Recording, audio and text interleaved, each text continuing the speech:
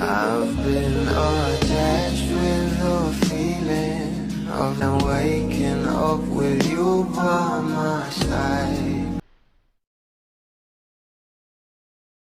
Alam naman natin na tapos na nga talaga ang taping ng ating Donnie Pangilinan para sa Roja serye nito.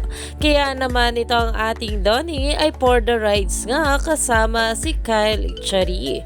At narito nga guys ang bawat video at larawan na kumakalat na nga ngayon sa social media.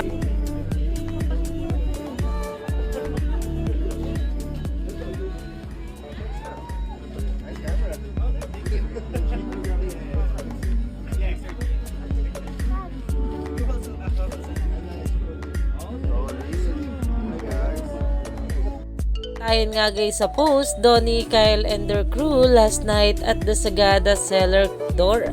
I find it very nice and humble of celebs when they greet first, especially when they see that people are waiting for them. Always very good chance D. Anyways, mga nakasaks at chinelas lang sila. At ito naman ngayon ang pinag-uusapan na larawan ng ating Donnie at si Kyle na nasumaging cave nga sila.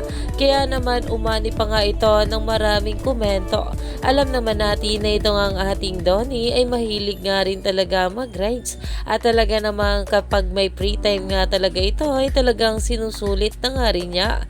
Kaya naman stay tuned lang tayo for more update kila Donnie at Belle sa mga susunod pa na ayuda.